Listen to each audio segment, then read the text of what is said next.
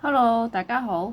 今日咧，我想同大家講下咧，有關於 BB 咳咧，究竟食乜嘢好咧？因為我哋中國人咧，傳統上咧都比較相信中藥，尤其係如果老人家湊小朋友咧，佢都傾向俾佢食中藥嘅。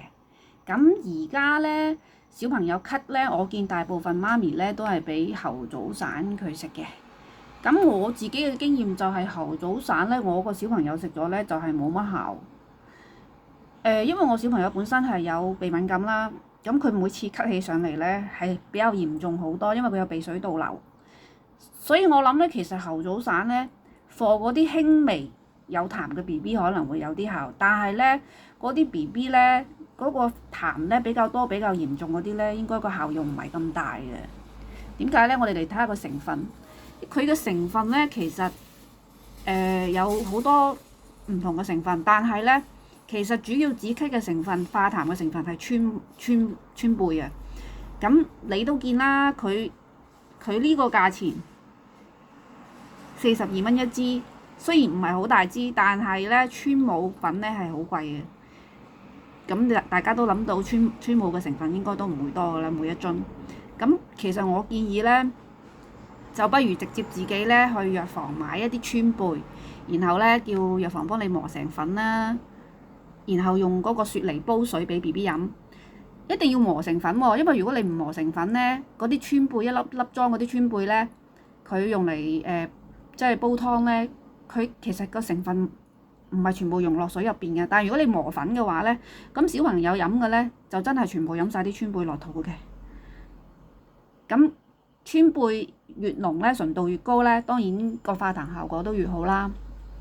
同埋仲有一個問題就係咧，雖然呢個猴棗散咧佢係一個中藥，但係咧大家都知啦，其實所有嘅藥咧喺加工嘅過程中咧都會含有額外嘅化學成分，佢個成分表當然唔會列出嚟俾你啦。但係你真係有人去驗嗰時咧，我相信入邊係一定有其他化學物，即係唔係咁純正咯。所以咧我就建議其實用川貝粉嚟煲雪梨水呢個方法咧，俾小朋友飲咧就更加好，好過猴棗散，個效果會好好多咯。尤其係對於嗰啲痰比較多嘅小朋友啊。咁另外咧，我就想講埋另外一個即係經常我哋會俾 BB 用嘅產品啦，就係保嬰丹啦。咁保嬰丹咧，佢個效用咧同嗰個猴棗散咧有啲唔同嘅。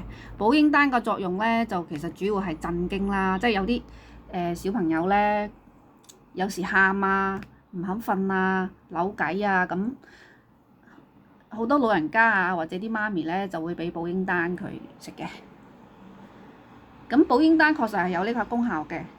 但係大家又知唔知保嬰丹咧點解佢會可以起到鎮驚嘅功效咧？即係點解 BB 食咗保嬰丹啊就唔會喊啊？咁係點解咧？咁佢上面列嘅咧就當然全部係中藥成分啦，保嬰丹係咪？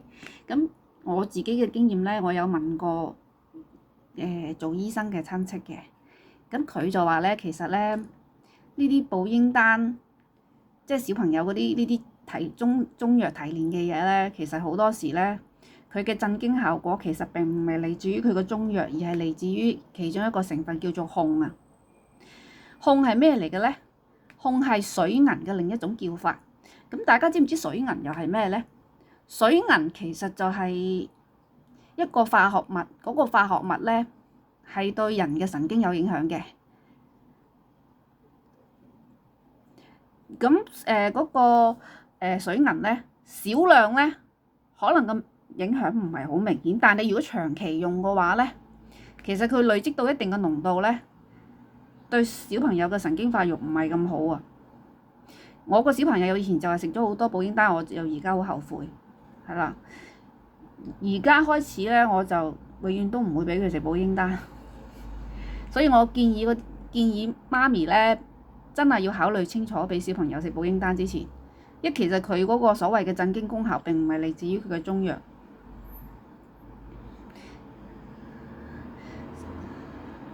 所以咧小朋友咳啊、喊啊，咁我都建議媽咪其實用一啲比較天然，自己出邊買嘅中藥就好過買呢啲成藥啦。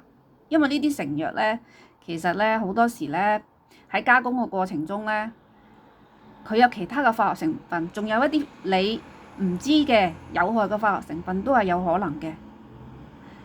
如果用少量咧，可能影響唔大，但長期用咧對小朋友真係唔係咁好咯，係咯。咁我今日嘅分享就到呢度。如果大家咧有啲咩妙計可以令到小朋友好乖咁瞓覺啊，唔喊啊，同埋對止咳有啲咩特別嘅方法啊，都可以喺我個 post 或者視頻下邊留言㗎喎。OK，今日嘅分享就到呢度啦，拜拜。